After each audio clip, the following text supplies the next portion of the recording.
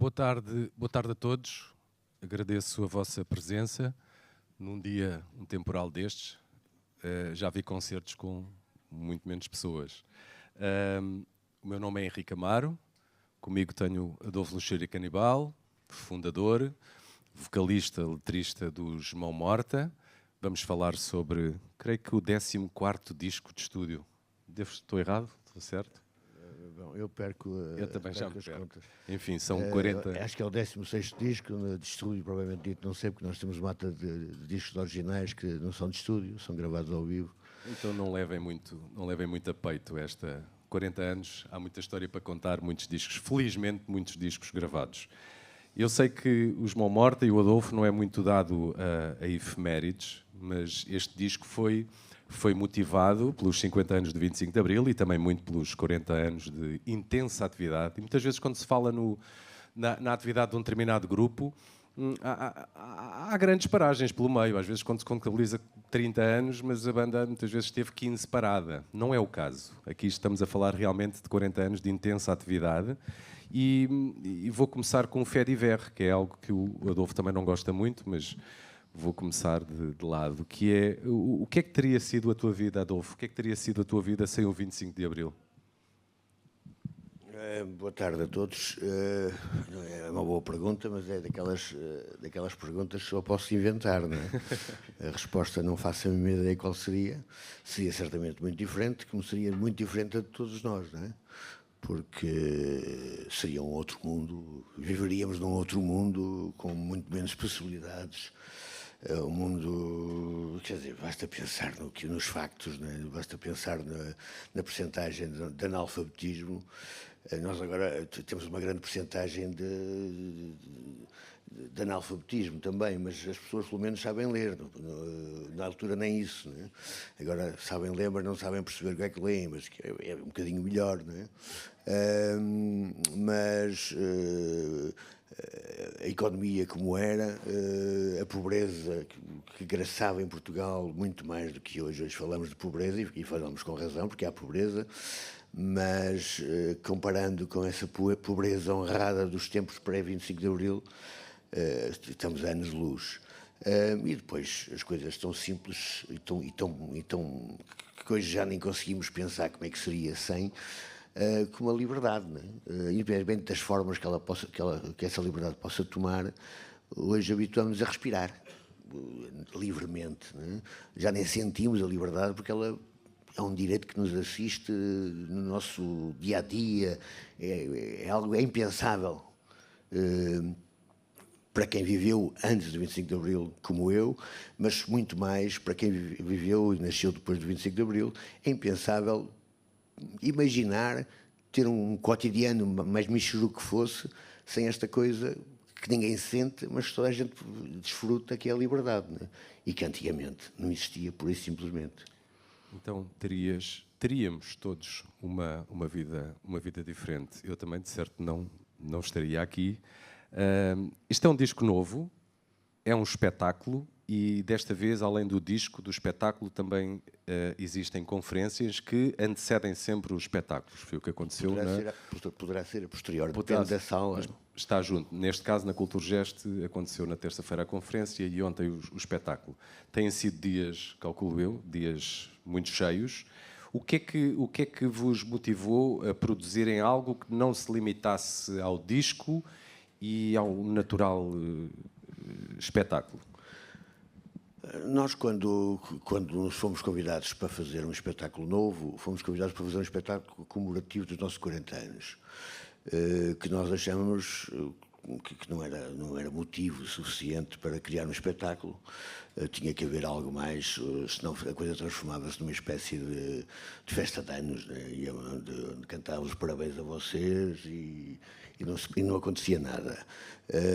Olhávamos para o passado, fazíamos uma retrospectiva, fosse o que fosse, nada de verdadeiramente interessante.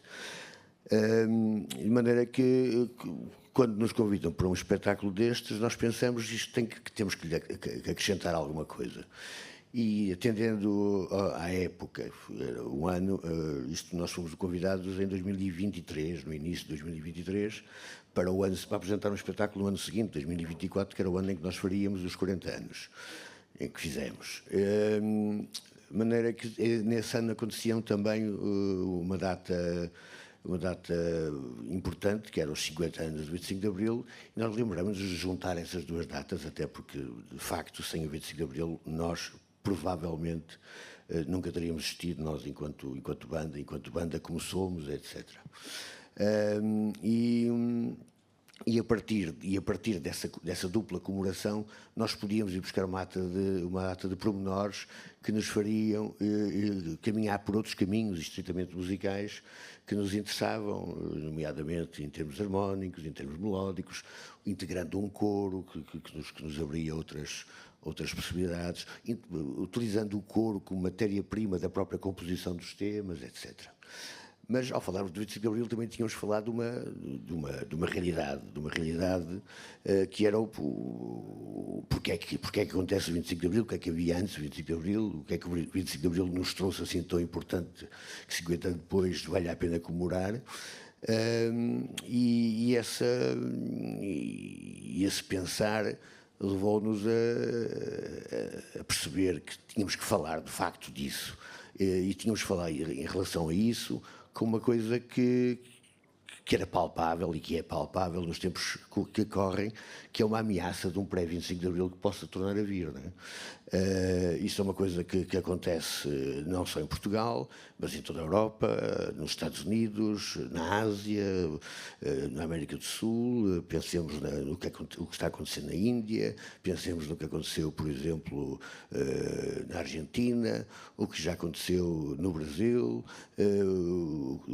pensemos na primeira e na segunda volta do Trump, pensemos nas ameaças, pensemos no que acontece na Rússia, de Putin, pensemos no que acontece na Hungria, pensemos, isto são movimentos que já chegaram ao poder, que ainda não transformaram as sociedades onde perduram, mas que já lhe incutiram uma realidade completamente diferente da realidade anterior à sua chegada ao poder, e depois há aqueles movimentos que ainda não chegaram ao poder, mas que estão em vias disso, como, por exemplo, na Áustria, em França, na Alemanha, nos Países Baixos.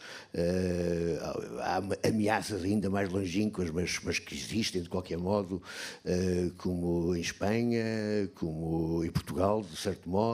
Portanto, toda esta atmosfera fez-nos pensar: é preciso falar sobre isto, já que vamos comemorar os 25 de Abril, é preciso falar sobre isto, que é isto que nos está a ameaçar. Quer dizer, o 25 de Abril tem uma razão de ser, e essa razão de ser está a ser posta em causa com este ar dos tempos.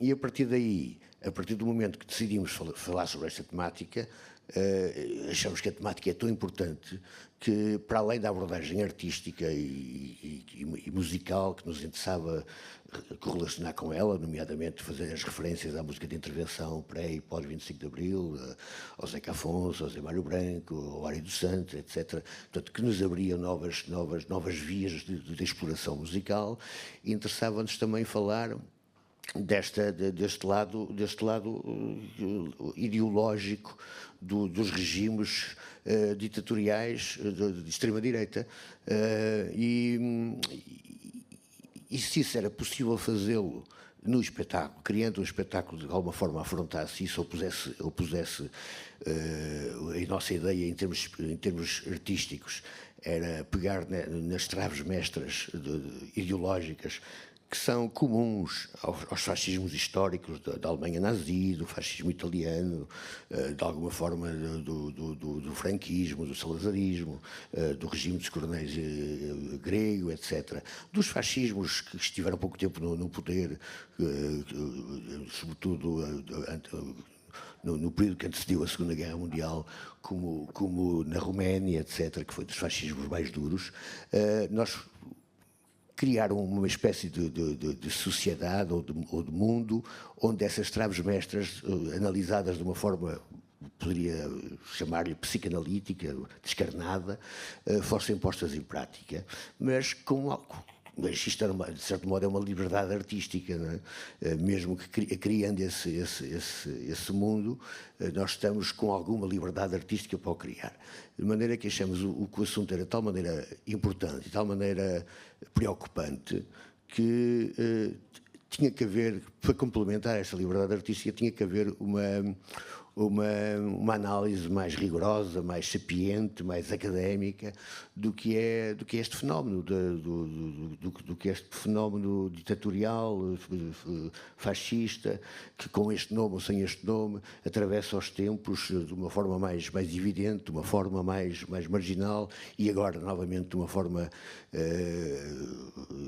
emergente com muita força, para que este trabalho artístico não ficasse apenas como uma espécie de distopia artística, sem qualquer ligação com a realidade, mas que víssemos que aquela distopia que nós estamos a trabalhar, ainda com liberdade artística, comungava e tinha alicerces e de alguma forma resumia de uma forma mais ou menos livre, mais ou menos pessoal, coisas concretas que existiam e que faziam parte da estrutura desse pensamento e desse tipo de organização social. E daí acharmos que, convidando alguns académicos, algumas pessoas que estudam e que investigam este fenómeno, fossem historiadores, fossem politólogos, nós convidamos vários, houve alguns que aceitaram, e é com esses que aceitaram que nós fazemos estas conferências. Em Braga estiveram todos presentes, depois, consoante os sítios e consoante a disponibilidade profissional de cada um deles, nós podemos ter um, podemos ter dois, podemos ter três, enfim, são sempre debates interessantes porque são sempre diferentes e completam-se todos muito uns aos outros.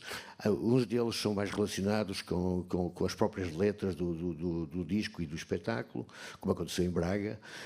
Outros são mais abstratos, menos ligadas ao espetáculo, mas todas entroncam no mesmo leitmotiv, que é o fascismo, as suas origens, como surgiram, o que é que ele aproveita, o que é que ele amplifica de coisas pré-existentes, que estão intimamente ligadas à sociedade de massas, o que é que ele traz de novo a essa sociedade de massas, a que é que as ideias fascistas reagem para ganharem força, para emergirem com tanta adesão de tanta gente, seja há 100 anos atrás, seja agora. Portanto, tudo isto achamos que é importante, quanto mais não seja, porque ninguém morre por ficar mais inteligente, não é?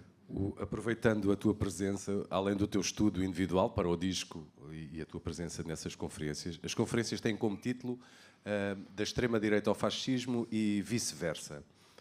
Aproveitando essa tua presença e os teus estudos, o que é que diferencia a extrema-direita do fascismo? Eu não sou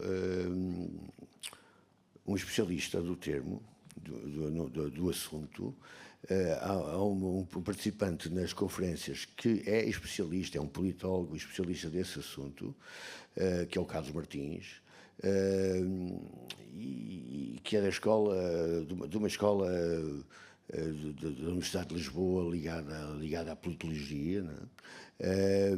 E a questão são de meros pormenores irrelevantes para o resultado prático. Dizermos que o regime salazarista não foi fascista porque lhe faltava este pormenor, ou que o franquismo não foi um fascismo porque lhe faltava este pormenor, ou que o nazismo também não foi fascismo, foi nazismo, porque era ligeiramente diferente do que acontecia em Itália, que na verdade fascismos existiam em Itália há 100 anos atrás, é irrelevante do meu ponto de vista. E a extrema-direita acaba por reunir em si, não há nenhuma extrema-direita, ou há 2 ou 3 movimentos de extrema-direita atuais que se digam fascistas, mas nunca, mesmo na história, há 100 anos sim, estava na moda, ainda não tinha acontecido a Segunda Guerra Mundial, não tinha havido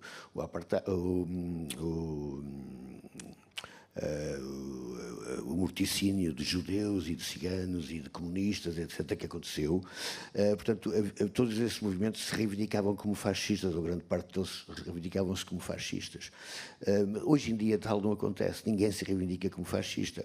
Portanto, dizer que a extrema-direita é fascista é uma reivindicação, é uma acusação de quem está de fora. Porque, de facto, todos os pilares que sustentaram o fascismo histórico, aqueles pilares que perduram no tempo, tirando as suas idiosincrasias particulares, porque não há dois fascismos iguais,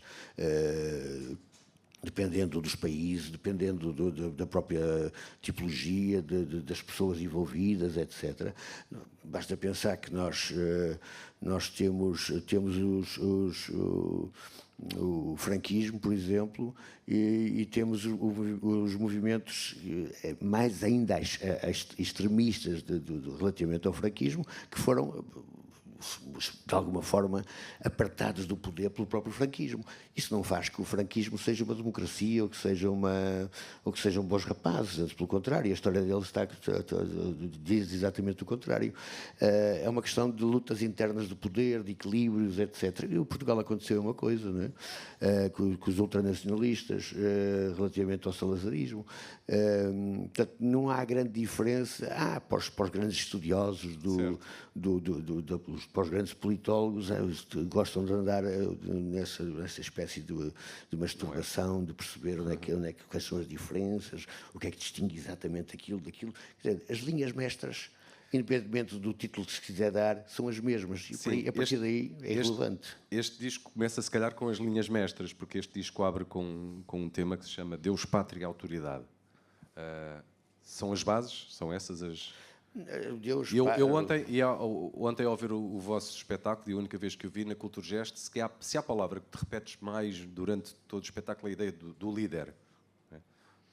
São possivelmente 4 palavras que marcam...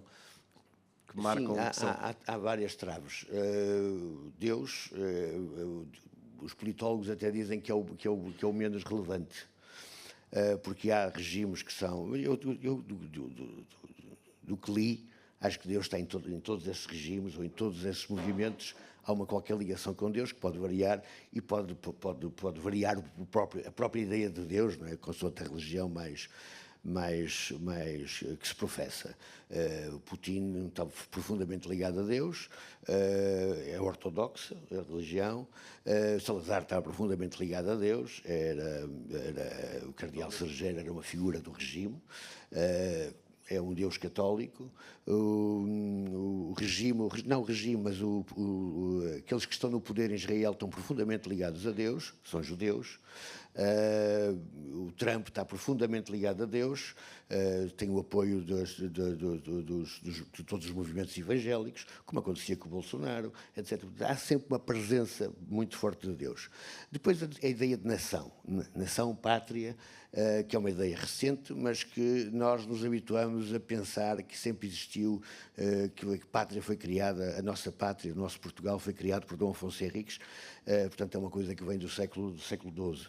É profunda mentira, é uma ideia criada no finais do século XVIII, e que foi aprofundada e difundida e arranjada, tal como a conhecemos e como a interiorizamos hoje, pelo salazarismo. Não é?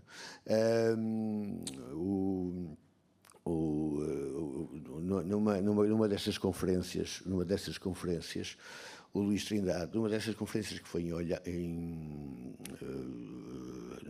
é Olhão, como é que chama? Faro. Não foi Faro, foi aqui no Ribatejo.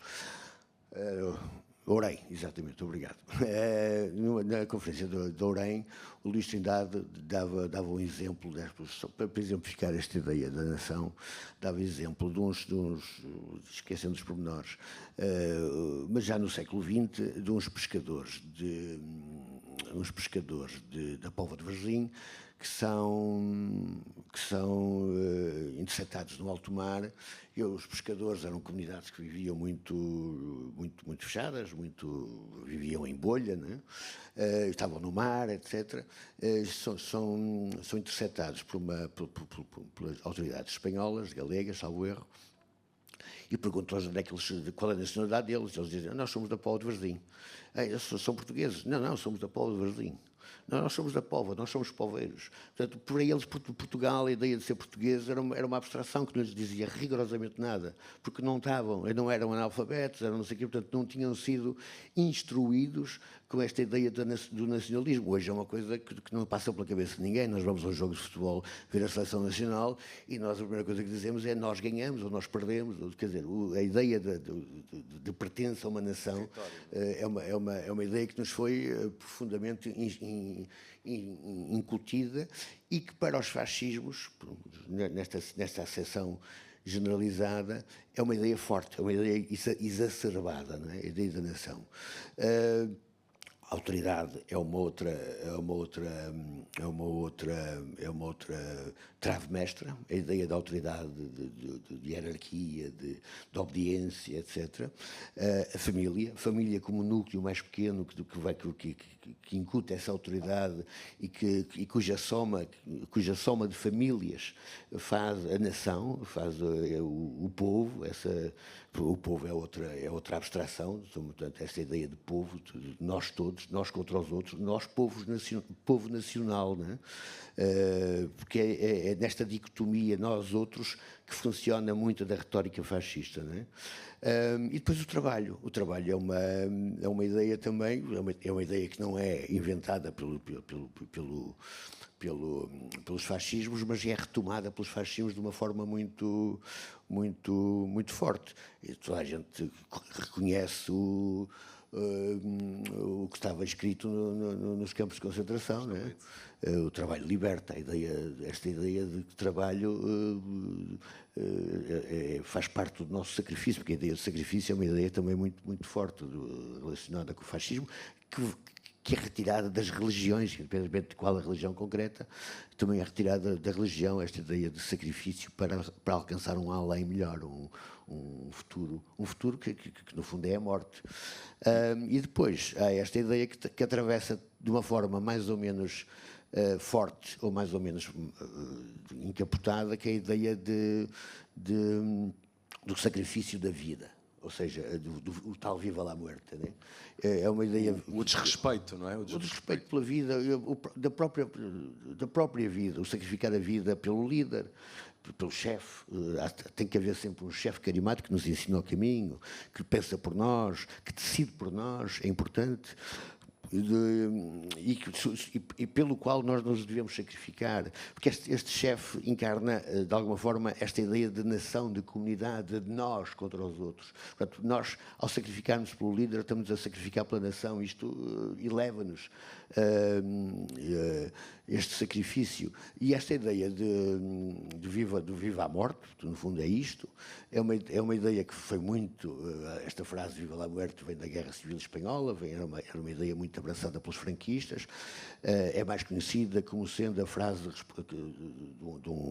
de um general espanhol franquista para o Miguel de Unamuno, quando ocupou a Universidade de Salamanca, em que o Miguel de Unamuno defendia a ciência, a cultura, etc. E ele dizia que isto, nada disso interessa, viva lá a morte, é uma espécie de resposta dele, mas que ainda foi mais exacerbada pelos fascistas romenos. Os fascistas romenos, a ideia da morte, esta ideia sacrificial, era verdadeiramente experienciada, não é? Mas depois é uma ideia, esta pulsão de morte, que eu chamo de pulsão de morte, ainda utilizando termos psicanalíticos. Esta pulsão de morte é uma ideia que atravessa todos os fascismos, não é? Não é uma ideia única do fascismo ou do franquismo ou do fascismo romeno. E depois, não menos importante é o ódio ao saber. O ódio à ciência, o ódio às universidades, a repressão, a censura, etc. É uma forma de autodefesa. Mas a ideia de ir contra a razão no fundo é uma ideia velha, é uma ideia anti-iluminista, que é profundamente, está profundamente enraizada em todas as ideologias ou todas as teorias fascistas, não é? E há essa ideia que depois explica as fake news, quer dizer, estas formas com que este anti-iluminismo se manifesta nos dias de hoje, são as notícias falsas, a contra-informação, etc., que nós comentamos a miúdo porque vemos acontecer, nomeadamente nos Estados Unidos. O Trump é um mestre nisso, mas também o Ventura, por exemplo, etc., não é? Portanto, é uma coisa que nós habituamos mais a ver como um fait divers, mas que é um fait divers que tem razão de ser, porque está intrínseco à ideia que eles têm de não há verdade. A ciência é uma interpretação ideológica, a ciência é fabricada para nos dar a volta, o terraplanismo, a Terra aí, a descrença no aquecimento global, etc. Tudo isso é tábua rasa, porque isso é tudo produto da ciência. E como nós não acreditamos na ciência, todas essas teorias que vêm da ciência são falsas. E falando agora da música de Mão Morta, e qual é que achas que é... Quais são as bases da música e do pensamento de Mão Morta? O estímulo da autonomia, eu lembrei-me, sei lá, uma banda que desafia convenções, que desafia unanimidades. Não, em termos do nosso motor criativo, que penso que é isso que estás a perguntar, não é? O nosso motor criativo é essencialmente musical, ou seja, é descobrir coisas novas.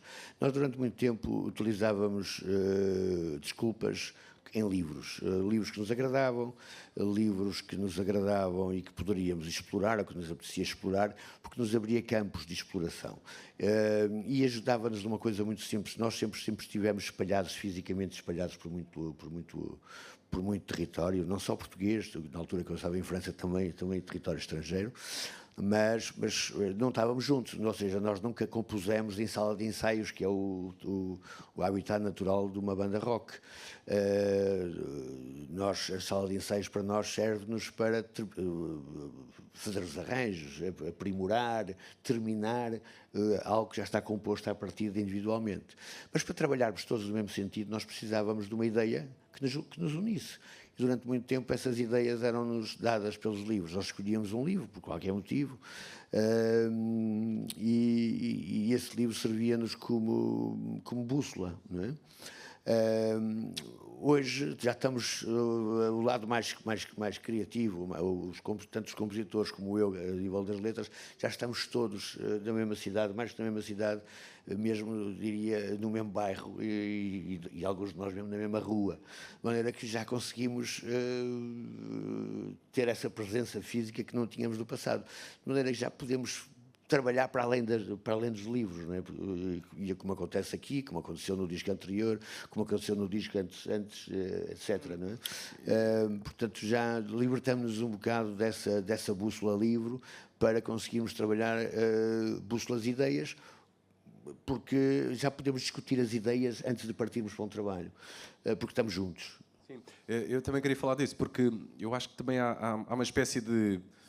Nos Mão Morta há assim uma espécie de uma junção entre o arquiteto, como se fosse o arquiteto e o engenheiro, não é? Há um pensamento e depois há a execução desse pensamento, transformar-se. E nos últimos discos tem sido assim. No Frio era no fim era o Frio, o Tricô, que é um disco frio, portanto há uma valorização também da forma. No fim era o Frio, havia aquela ideia também de utilizar aquela prática da música eletrónica, não é? Construir música por módulos, no Tricô ao lado do free, não é? Da espontaneidade e do improviso. E aqui, entre uma série de coisas, também há a presença de um coro. Portanto, parece que há uma adaptação entre... Sim, começamos a trabalhar mais ideias musicais, chamemos assim. Enquanto antes trabalhávamos ideias literárias, de alguma forma, ou pelo menos partíamos de ideias literárias para depois lhes dar forma musical. Agora partimos de ideias estritamente musicais, e são essas ideias estritamente musicais que depois vão também influenciar e contaminar a parte da escrita das próprias letras. Por exemplo, no Fim Era o Frio, a ideia era trabalhar, compor, nós trabalhámos com música eletrónica desde os anos 90, desde que começou a aparecer uma eletrónica mais... O Müller, se calhar, digital, é o disco mais... Foi o primeiro, o Müller foi o primeiro que começamos a trabalhar com digital. Quando eu falo eletrónica, é mais esta eletrónica digital, porque a eletrónica, enfim, existe desde os anos 30, 40, sei lá, do século passado. Mas o lado digital mais vulgarizado começou a aparecer nos anos 90 e nós, desde o início que o acompanhamos, o Müller foi o primeiro que trabalhamos. Quando deixámos de ter um guitarrista, compositor, como tínhamos até então, tivemos que encontrar fórmulas de desenvolver a composição, e o Miguel, que é o baterista, encontrou essa maneira de desenvolver a sua composição através da eletrónica, e a partir daí fomos acompanhando a evolução da própria eletrónica, trazia-nos novas ideias, novas maneiras de trabalhar, etc. E quando chegamos à gênese do No Fim Era o Frio, a ideia não era tanto esta eletrónica digital, mas era a velha eletrónica modular dos velhos computadores, também massificados ou tornados mais conhecidos nos anos 60 do século passado, mas que tinha tinha uma forma de compor muito sui generis, que era por módulos. Portanto, a ideia com que partimos para No Fim Era o Frio foi por essa composição modular, não é? E não tínhamos sequer qualquer ideia em termos temáticos para a letra. O Miguel começou a apresentar os primeiros módulos, apresentou os primeiros 4 módulos, com estruturas diferentes, a pedirem vozes diferentes, e eu fiz aqueles primeiros 4 módulos, ainda sem pensar muito no que iria acontecer a seguir. Fiz aqueles 4 módulos como uma espécie de pequena historiazinha em que englobava esses 4 módulos. A coisa tinha um começo, um meio e um fim, e encerrava-se ali. Aliás, durante muito tempo nós apresentámos apenas esses 4 módulos, e as primeiras coisas que apresentámos no novo disco eram apenas esses 4 módulos. Aliás, que é o que está no programa televisivo no ar, não é? O elétrico. Do direto, exato. Elétrico. E depois o Miguel foi-me apresentando outros módulos, eu fui escrevendo letras sem pensar nos outros, e chegamos a um ponto em que percebemos que havia ali uma história que estava a construir, que se houvesse pequenas alterações em palavras-chave, etc., essa história começava a fazer ligação, e os 2 últimos módulos, que já foram os módulos do Rafael, já foram feitos para terminar essa história que, quase por acaso, tinha surgido fazendo as letras individuais, canção a canção, ou tema a tema, ou módulo a módulo, né? Portanto, acabou por funcionar em termos temáticos como um álbum conceptual, quando a ideia inicial era uma ideia estritamente musical e que estava longe da nossa cabeça fazer um álbum conceptual em termos temáticos. O mesmo aconteceu com o Tricô. A ideia do Tricô a ideia de partida foi utilizar um som novo, que é o do saxofone, de um intérprete, de um instrumentista que é muito ligado à música improvisada, à música free. Portanto, achamos por bem, ao criarmos música, ou de integrar esse músico, que fosse de alguma forma ao encontro, isso que funcionou-nos como gatilho para criarmos música que fosse ao encontro dessa fórmula de criar música. E assim surgiram para os primeiros 3 temas para serem gravados, e depois a ideia de prolongar aquilo para um espetáculo ao vivo. E as letras obedeceram exatamente ao mesmo espírito, eram o mesmo espírito que eu já tinha utilizado noutro grupo, no Mecanosfera, mas que ali servia muito bem, ou seja, que eram letras quase de aleatórias, de palavras aleatórias. brincadeiras que se fazem, que os surrealistas... Quase meio cadáver esquisito, assim. Não é cadáver esquisito, porque não são vários criadores, mas são coisas tiradas de vários sítios, palavras soltas que depois se misturam, que se colocam, quer dizer, fazer brincadeiras com palavras, com frases, com versos de vários poetas, rapinar aqui, rapinar acolá, colar e não sei o quê, e a coisa acaba por ganhar um sentido inesperado, mesmo para quem o está a criar, porque tudo isto se criava e depois há coisas mínimas que depois, no próprio ato de improvisação, de tocar ao vivo, etc., são prolongadas ou são reinventadas, porque é esse o espírito daquela música em concreto. Portanto, isto foi feito também assim, o trabalho acabou por ser conceptual, mas a ideia conceptual que está por trás é uma ideia estritamente musical. A ideia também a partida era uma ideia, o ponto de criação também é uma ideia musical, é uma ideia de pegarmos, apesar de haver uma ideia conceptual por trás, de trabalhar o 25 de Abril, os fascismos, etc., a criação do trabalho em si é uma criação que nós partimos do coro. Era uma coisa que nunca tínhamos usado, quer dizer, já tínhamos usado coros, mas eram coros de sublinhar pequenas coisas, quase como pequenas... Eram coros acessórios, não é? Aqui o coro é o essencial, é o leitmotiv da própria composição. Os temas eram criados a partir do coro, a partir da ideia de coro, a partir das possibilidades do coro. E para ti, como letrista, como é que foi? Tu pela primeira vez estás a lidar com duas vozes, não é? Tu como letrista e como vocalista, tu tens duas vozes. Tens aquilo que cantas e aquilo que escreveste para o... Eu ontem o que reparava era isso, é quase não necessariamente, quase um diálogo, não é assim? De alguma maneira. Sim, a ideia foi essa. A grande dificuldade para mim foi exatamente isso, porque não estava habituado, já tinha usado diálogos em temas anteriores, esporádicos, mas aqui pela primeira vez estava a trabalhar a 100%, sempre tendo presente que havia duas vozes, mesmo quando essas duas vozes, porque há 2 ou 3 temas em que o coro não entra, mesmo quando essas duas vozes não são lá presentes, a ideia dessa segunda voz está lá presente.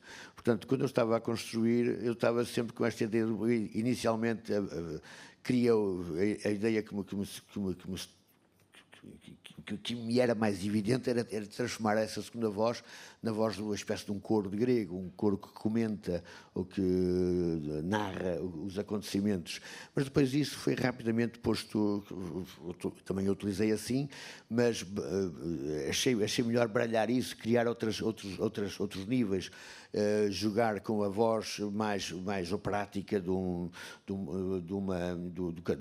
tipo Carteville, uma voz que dialoga, que contradiz, usar também aquelas ideias muito próximas dos dadaístas do Cabaret Voltaire, isto é, a simultaneidade de vozes, em que umas se comem umas às outras, em que o resultado final nunca é exatamente o mesmo, porque depende das interferências que se fazem. Elas estão lá, estão todas nítidas, mas não ouvimos todas da mesma forma, de maneira que há ali jogos de vozes que criam coisas diferentes. Portanto, para mim o grande desafio foi este, foi criar essas vozes e fazer com que aquilo tudo depois chegasse ao final e fizesse tudo sentido, ou seja, apesar das aparentes diversidades, todos eles concorressem para uma ideia final que fosse perceptível e única, né? E una. E una. Este é um disco com... Eu senti isso até... E voltando não só a ouvir o disco, mas também ao ver o espetáculo de ontem.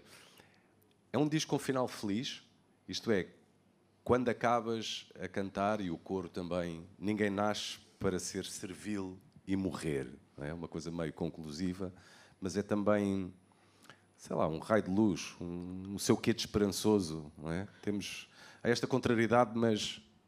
Sim, a ideia foi exatamente essa, foi que não fazer um espetáculo negativista. Ou seja, há um perigo evidente, há um perigo premente que é preciso resolver, mas isto é resolúvel, está nas nossas mãos. E, portanto, a ideia do final do espetáculo é exatamente essa. Tudo depende de nós. o que nós quisermos, assim será feito. Não é? Este espetáculo acaba com uma espécie de diálogo ou de contraditório, de batalha entre umas vozes a dizer Viva la muerte, que é a voz do fascismo, né? E outra voz a dizer exatamente isso, ninguém nasceu para ser servil e morrer, né? Que é uma voz de vida, ou seja, não me interessa viver para não ser nada, interessa-me viver para ser vida, né? Viva la muerte, não é para mim. Portanto, nessa batalha final nós nunca sabemos exatamente qual vai ser a última voz que vai ficar. Aquilo está feito de maneira a ficar aberto. E depois é consoante o espetáculo em concreto, aquilo como é que vai terminar, mas no fundo a ideia é dizer, depende de nós. Como é que nós quisermos terminar isto? O fascismo chega ao poder por um processo democrático. Todos eles. Depois mantém-se de outra maneira, mas chega lá assim.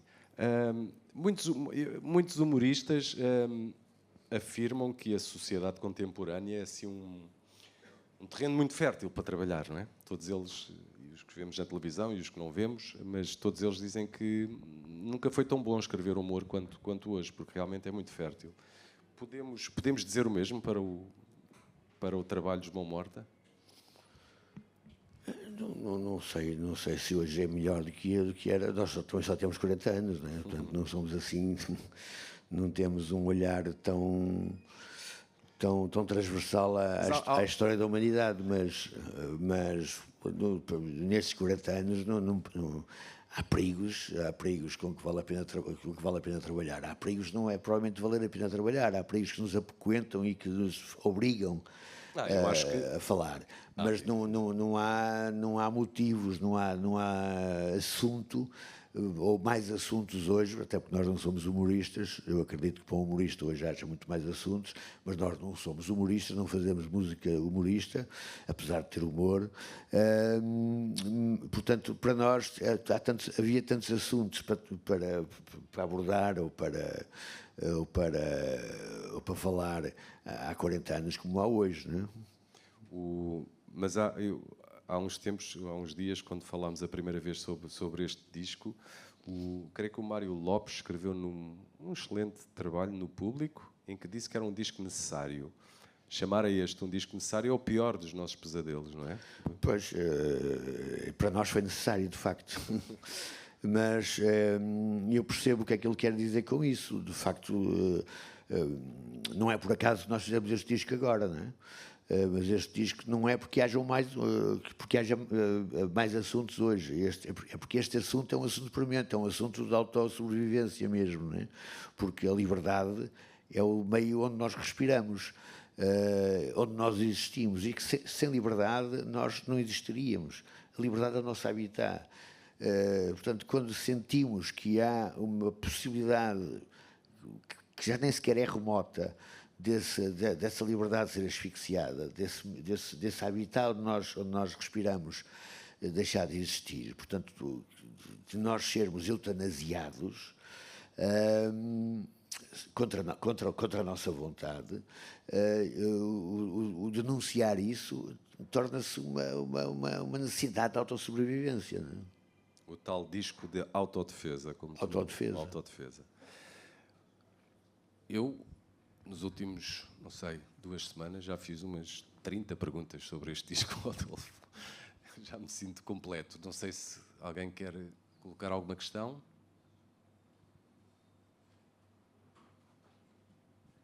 Então, para fechar, não voltando a um fait divers, mas para algo completamente diferente, o Rui Reininho amanhã completa 70 anos, também ele uma voz e um autor de palavras, como o Adolfo, alguém que cresceu ao lado do Adolfo, talvez ele mais velho que tu, portanto ele começou um pouco mais... Ele vai fazer 70 anos, portanto é mais velho, é um facto, não vale a pena vir aqui com fake news.